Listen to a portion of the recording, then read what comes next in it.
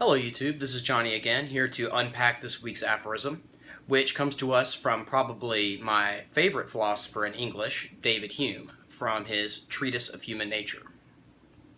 Before we get into the aphorism itself, some background on Hume and the treatise. David Hume was born in 1711 in Edinburgh, Scotland, and died in 1776. He's famous for several works, including A History of England, which garnered him fame in his own lifetime. Unfortunately, associations with skepticism and atheism probably stilted his career. His major work, A Treatise of Human Nature, fell stillborn from the press, as he put it. This work may be thought of as a sort of first draft of the Inquiry Concerning Human Understanding, and he has written that of the two works, the first should be discarded when evaluating his thought. It's the second one that is of value from his perspective, as it takes many of the ideas from the treatise and changes them, omits them, and so forth. I'd say that the Inquiry is a bit more than a second draft, but quite a bit less than a whole new work. He had a number of other important pieces and works, and especially essays, and has influenced both philosophy and science to a much greater degree than most philosophers.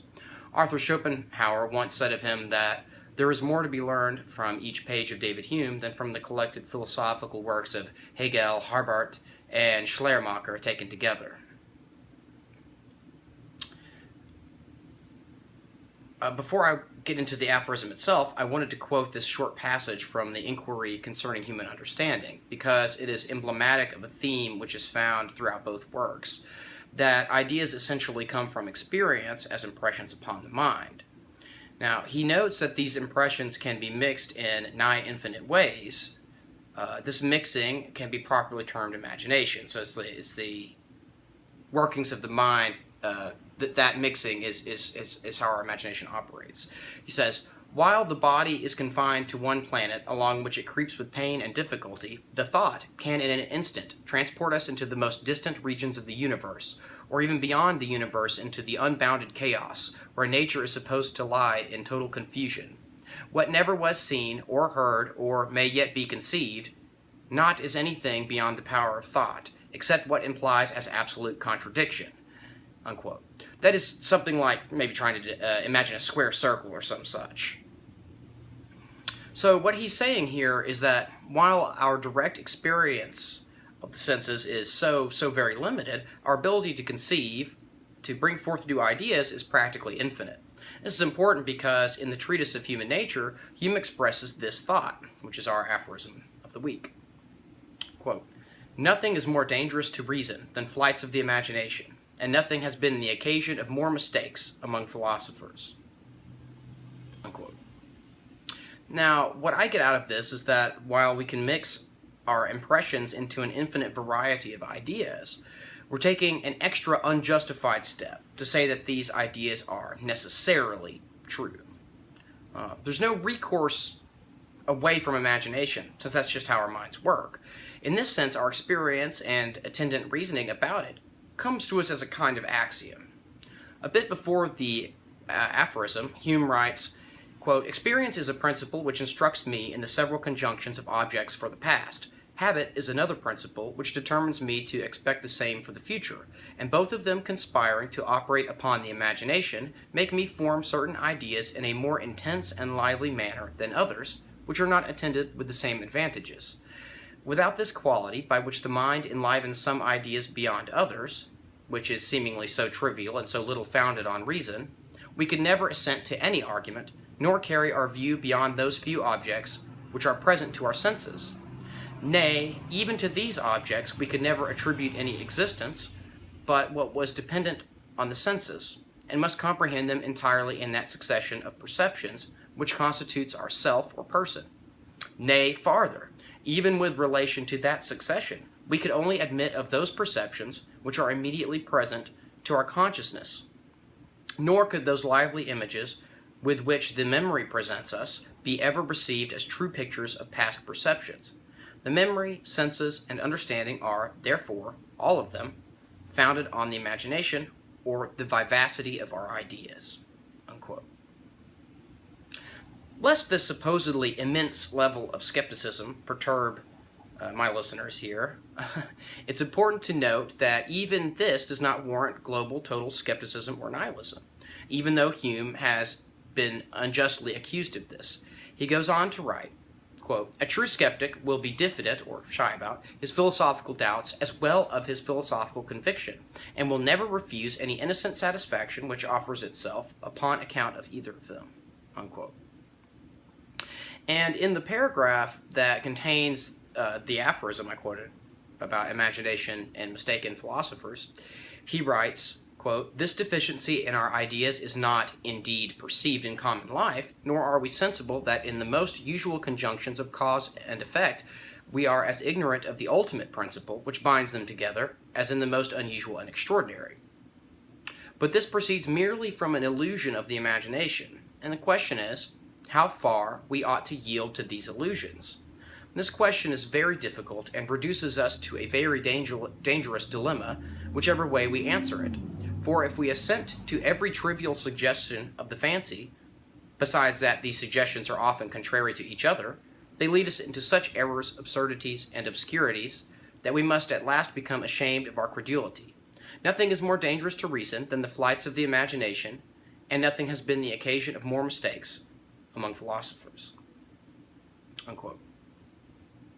He goes on to say that if we totally and entirely exclude all aspects of our fancy or imagination except pure reason, we run into a different sort of absurdity, that ultimate skepticism with which we completely throw out everything, all science, all experience, etc., and it becomes self-refuting. He writes, quote, "The understanding, when it acts alone and according to its most general principles, entirely subverts itself, and leaves not the lowest degree of evidence in any proposition, either in philosophy or common life," unquote.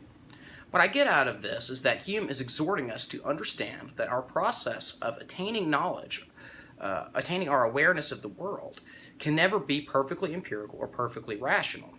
However, this is just the way things work by their nature. We do our best.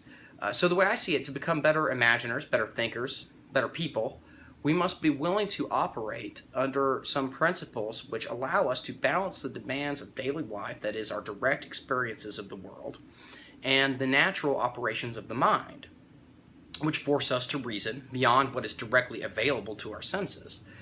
In short, we must become students of human nature as it really is, and not as we want it to be, including our own behavior and motivations and the limits of our reasoning, our knowledge. So after this, the conclusion of the first volume of the treatise, Hume brings us to a study of human psychology, passion, the will, and other such things, which I won't go into. They're not completely relevant here.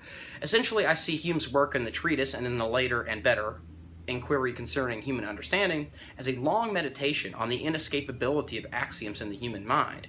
We reach a kind of terminus beyond which there's no going further. Kant's work, by the way, is an attempt to transcendentally go beyond this issue, but while I'm not an expert on Kant, what I've read is less than convincing. Our truths are ultimately contingent upon the propriety of the axioms we embrace to adduce and deduce them, and as far as I can tell, that's just the way the cookie crumbles. There's no sense in getting flustered about it, as did Bertrand Russell, or how nihilists or global skeptics who take it as an axiom, whether they admit it or not, that nothing can be known at all. The question is not, shall we embrace axioms, because there's no escaping them. But the question is, what axioms shall we embrace? Which foundations are really appropriately axiomatic and which are vaporous? I want to turn back now to that original aphorism. Nothing is more dangerous to reason than flights of the imagination, and nothing has been the occasion of more mistakes among philosophers. I think that the further away we go from our direct sensory experience, the less sure we can be about our reasonings and deductions, our conclusions about the world and the way that it behaves.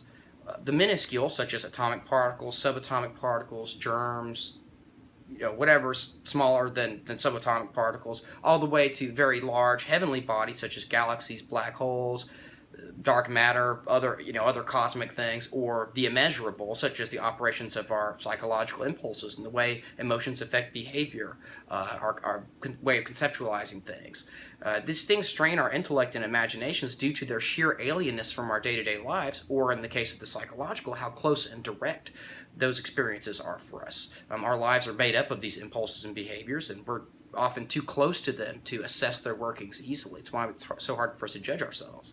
However, I think the difficulty in understanding all the ways in which things work, particularly those things which are difficult to comprehend, it doesn't allow us to rightfully privilege ourselves to simply spin tales from nothing purely out of the imagination, unsupported by reasoning or evidence. Such ideas have no place in a rational mind or society, and can rightfully be defined or called superstitious or miraculous, and reasonably dismissed. I think that's the main thing to take away from the Hume quote, that just because you can imagine that something might be the case, that doesn't mean it is the case. And often you find people making just such arguments. So there's the irrational, self-defeating skepticism of the nihilist on one hand, and the irrational, dogmatic impulse of the mystic on the other. I think that the most appropriate attitude is one of cautious yet friendly skepticism, balanced by an embrace of the general operations of nature that has led our minds to work the way they do, and not to viciously pluck out our own eyes and stab out our own ears out of frustration with our lack of omniscience. For more on the subject of the inescapability of axioms, I recommend reading an article I'll be posting in the description called The Axiom by Shane Whistler. Anyway, don't let your imagination run too wild, and keep your wits about you. Peace.